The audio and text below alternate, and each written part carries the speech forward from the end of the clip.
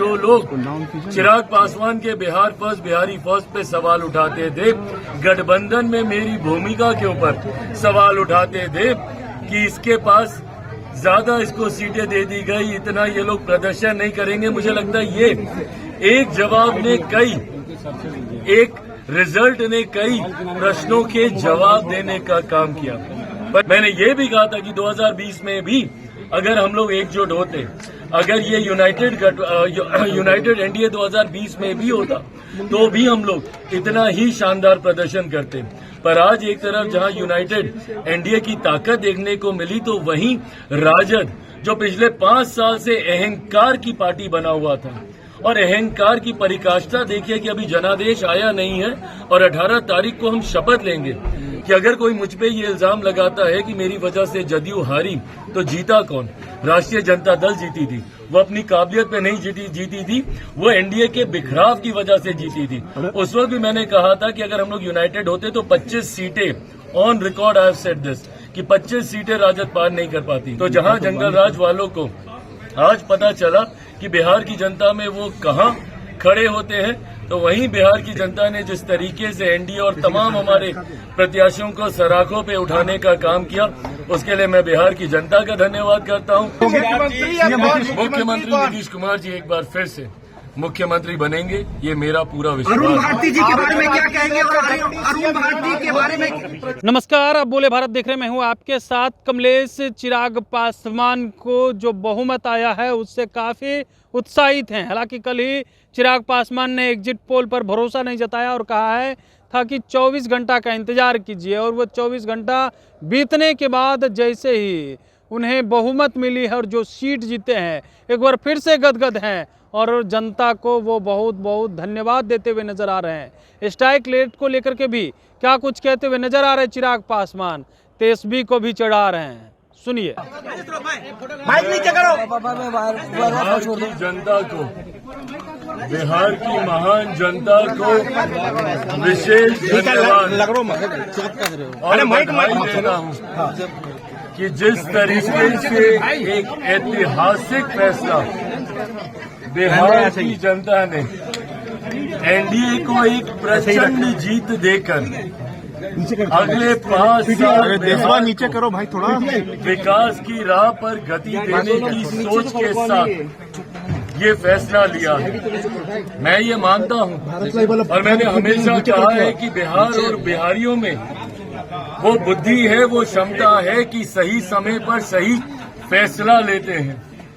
ये एक लंबे समय के बाद बिहार में डबल इंजन की सरकार को मजबूती देने का एक ऐसा लम्हा आया जहां एक तरफ मेरे प्रधानमंत्री नरेंद्र मोदी जी की सोच, तो वहीं मुख्यमंत्री नीतीश कुमार जी के अनुभव का गठजोड़ अगले 5 साल मजबूती से बिहार को विकास की राह पर आगे लेकर जाने का काम करेगा। ऐसे में बिहार की जनता ने एक मजबूत ऐतिहासिक फैसला लेते हुए जो विश्वास इस डबल इंजन की सरकार हमारे एनडीए के गठबंधन पर जताने का काम किया है, मुझे लगता है कि इस एक जवाब ने कई सवालों के ऊपर पूर्ण विराम लगाने का काम किया।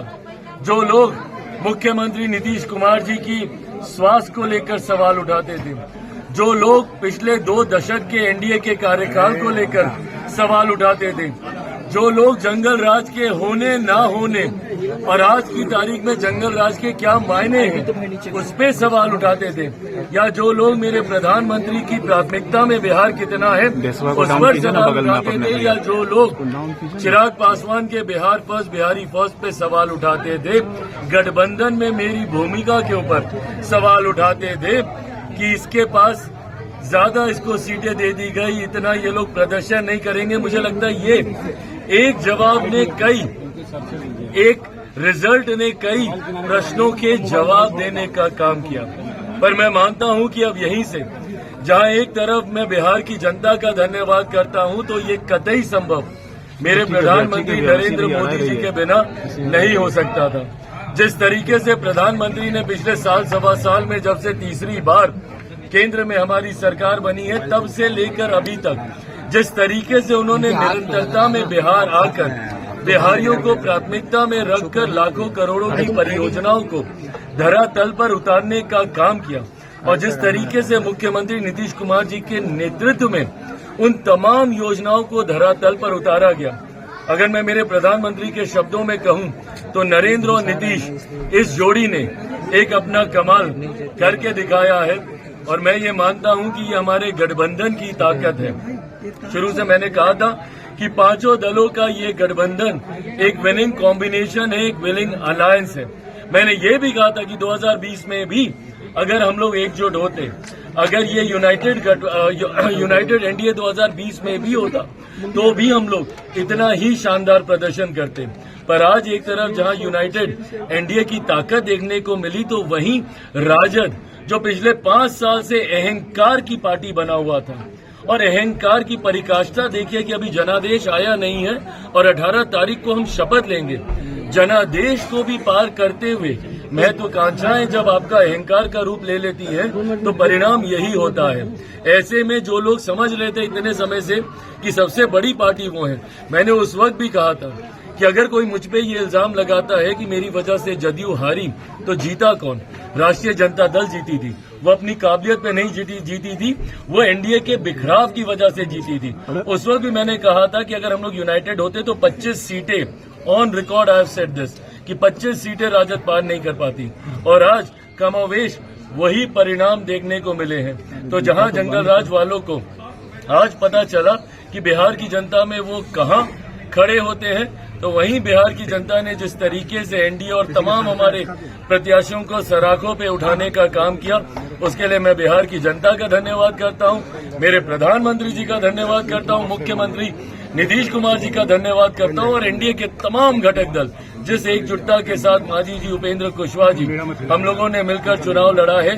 ये एकता की ताकत को बिहार की जनता ने सराखों पे बिठाने का काम कई लोग आपको अंडरस्टिमेट कर रहे थे, कई पॉलिटिकल पंडित कह रहे थे कि 10 सीट भी जीत गए चिराग तो काफी होगा। देखिए, जो लोग मुझे और मेरी पार्टी को, और मैंने हमेशा इस बात को सहज स्वीकार किया है कि मुझे कई बार ना एग्जिट पोल में मुझे ज्यादा दिखाया जाता, और ये मेरा 2014 का से मेरा अनुभव है। 14 में जब 6 सीटें जीते तब भी मुझे 2 दिखाई जा रही थी, 19 में जब 6 की 6 जीते तब भी 2 दिखाई जा रही थी, और 24 में जब 5 की 5 जीता तब भी मात्र 1 सीट दिखाई जा रही थी। तो ऐसे में इस बार भी बिना एग्जिट पोल पे कोई भी उंगली उठाए हुए, क्योंकि वो अपना सर्वे करते हैं, बट मेरा विश्वास मेरी मेहनत पर है, ना किसी के सर्वे पर। मैं शुरू से मैं कॉन्फिडेंट था कि हम लोग का प्रदर्शन अच्छा रहेगा। मैंने स्ट्राइक रेट को लेकर भी काफी ताने सुने हैं, बट गठबंधन का स्ट्राइक रेट खूबसूरत रहा है, ये भी मेरा विश्वास डे 1 से रहा था। तो मुझे लगता है कि जिन लोगों ने कम आंकने की गलती की, मुझे लगता है कहीं ना कहीं उनको जवाब जनता ने। मुख्यमंत्री नीतीश कुमार जी एक बार फिर से मुख्यमंत्री बनेंगे, ये मेरा पूरा विश्वास। अरुण भारती जी के बारे में क्या कहेंगे, और अरुण भारती के बारे में प्रचंड जीत का कारण क्या है और विपक्ष की करारी हार क्यों हुई है? क्या विपक्ष की करारी हार का कारण उनका अहंकार है, और हम लोगों की प्रचंड जीत का कारण डबल इंजन की सरकार पर, जिसका नेतृत्व मेरे प्रधानमंत्री केंद्र में और मुख्यमंत्री नीतीश कुमार जी बिहार में कर रहे हैं। इस डबल इंजन की सरकार जिसका मजबूती से समर्थन बिहार फर्स्ट, बिहारी फर्स्ट की सोच कर रहा है, एनडीए के तमाम घटक दल कर रहे हैं। मुझे लगता है कि हमारे गठबंधन की एकता पे बिहार की जनता का विश्वास और महागठबंधन का अहंकार उनको ले डूबा है, और हमारा विश्वास ने हमें जीत एजेपीआर से क्या कोई डिप्टी सीएम होने वाला है? डिप्टी सीएम की मांग करेंगे आप? ये सारी बातें मैं पुनः कहूंगा। मैंने हमेशा गठबंधन की मर्यादाओं का पालन किया है, और मैंने हमेशा कहा था कि जब सही समय आएगा ये बातें हम लोग गठबंधन के मंच पर रखेंगे। मैं मानता हूं कि आज रात से लेकर कल दिन भर तक कई राउंड्स ऑफ मीटिंग, अलग अलग चीजों को, सरकार कैसे बनेगी, सरकार का स्वरूप कैसा होगा, सरकार में किस दल की क्या भूमिका होगी, इन तमाम बातों पर विस्तार में चर्चा की जाएगी। फिलहाल समय सारे सर्टिफिकेट्स इकट्ठे करने का है, अपने प्रत्याशियों का जो विधायक बन गए हैं उनका मुंह मीठा कराना। आपके प्रदेश में राहुल गांधी यहाँ आए, वोट अधिकार यात्रा की, वोट चोरी का आरोप आरजेडी और कांग्रेस ने भी लगाया। SIR के बाद ये पहला विधानसभा चुनाव था, वो जो आरोप लगाते थे अब नतीजे सामने हैं, उन तमाम आरोपों पे क्या कहेंगे अब नतीजों के मुझे बाद? लगता है इस एक जीत ने तमाम उन सवालों पर भी पूर्ण विराम लगाने का काम किया जो भ्रम विपक्ष ने फैलाने का प्रयास किया। भले वो एसआईआर का मुद्दा हो, वोट चोरी की बातें हो, और मैंने बार बार कहा था कि राहुल जी ने जब मेरे प्रधानमंत्री के ऊपर इस तरीके से व्यक्तिगत तौर पे हस्तक्षेप किया है, चौकीदार चोर है इससे पहले कहना, अब वोट चोरी की बातें करना, जिस तरीके से उनकी मां को लेकर उनको व्यक्तिगत तौर पर कि मंच पर नाचने लग जाएंगे, ये सारी बातें बिहारी संस्कारों के लिए भी जाने जाते हैं। शायद राहुल जी कांग्रेस ये समझ ही नहीं पाई कि जितनी वो अमर्यादित बातें कहते हैं उतना ही सेल्फ गोल वो करने का काम करते हैं। वहीं दूसरी तरफ हम लोगों ने पूरी मर्यादा के साथ सिर्फ अपनी जिम्मेदारी को निभाने का काम किया। गठबंधन ने पूरी जिम्मेदारी निभाई। आई कांट थैंक मेरी पार्टी के नेताओं को मैं जितना धन्यवाद दूं, जिस तरीके से हमारे तमाम प्रत्याशियों ने अपना कैंपेन चलाया, जिस तरीके से हमारे प्रदेश के प्रभारी जिनको संगठन और चुनाव दोनों की जिम्मेदारी दी गई, अरुण भारती जी की भूमिका रही, जिस तरीके से हमारे तमाम प्रकोष्ठों के नेताओं की जिम्मेदारी रही, जिन्होंने हमारे कार्यक्रम से लेकर अशरफ जी हैं, वेद प्रकाश पांडे जी हैं, यहाँ पर हमारे तमाम प्रवक्ता साथी हैं, राजेश जी हैं, जिन्होंने मीडिया से लेकर संगठन से लेकर चुनाव की रणनीति से लेकर, और हमारे तमाम साथी जिसमें मेजोरिटी में सब चुनाव लड़ रहे थे, हमारे प्रदेश अध्यक्ष चुनाव जीते हैं गोविंदगंज से, राजू तिवारी जी, जिस तरीके से हमारे प्रधान महासचिव संजय पासवान जी बकरी से, जिस तरीके से ब्रह्मपुर से हुलास जी, जितने भी संगठन के साथियों ने भी चुनाव लड़ा और पार्टी की और गठबंधन के भीतर जो तालमेल रहा, मुझे लगता है इसने प्रचंड जीत की ओर हम लोग को अग्रसर किया। चिराग जी, एक सवाल व्यक्तिगत तौर पे है, आपके प्रशांत किशोर को लेकर क्या कहेंगे? खाता भी नहीं खोल पाए और कह रहे थे कि मैं राजनीति से संन्यास ले लूंगा अगर जेडीयू 25 सीट से ज्यादा आती है तो वो अपनी बातों पे खरा उतरे। मेरा हालिया फैसला उनको लेना है। मैं किसी के हार पे नहीं, अपने गठबंधन की जीत पे खुश हूं, और मैं मानता हूं कि हम सब पे जो विश्वास बिहार की जनता ने जताया है, अब ये बड़ी जिम्मेदारी है और उसको निभाने का भी ये समय है। आरजेडी के समर्थक कह रहे हैं एलजेपी की सबसे बड़ी जीत है विधानसभा चुनाव में। आपके पिताजी के निधन के बाद ये विधानसभा चुनाव में सबसे बड़ी जीत है। कैसा पर्सनल फीलिंग है अभी आज? मैं ये मानता हूं कि मेरे पिता जहां कहीं होंगे बहुत खुश होंगे। उन्होंने आज से ठीक 20 साल पहले अपनी मेहनत से, अपने परिश्रम से पार्टी को नई ऊंचाइयों तक लेकर गए थे। विभिन्न कारणों से विधानसभा में पार्टी ने उसके बाद वैसा प्रदर्शन नहीं दोहरा पाई। लोकसभा में we been consistent.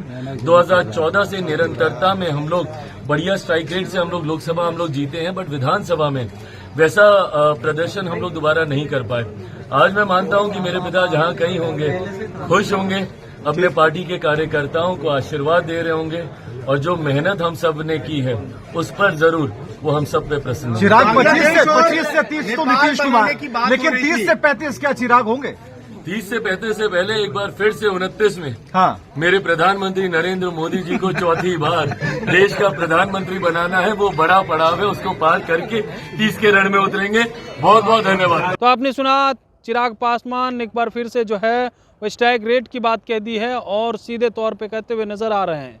Tejashwi Yadav पर भी हमलावर नजर आ रहे हैं, लेकिन जो बहुमत मिला है उससे चिराग पासवान काफ़ी गदगद हैं और सीधी बात जो है वो कहते हुए नजर आ रहे हैं। एनडीए को प्रचंड बहुमत मिलते ही चिराग पासवान पूरे गदगद हो गए हैं। अब देखने वाली बात होती है कि इस कैबिनेट में चिराग पासवान क्या कुछ डिमांड करते हैं। बने रहिए भोले भाई साथ, बहुत बहुत धन्यवाद।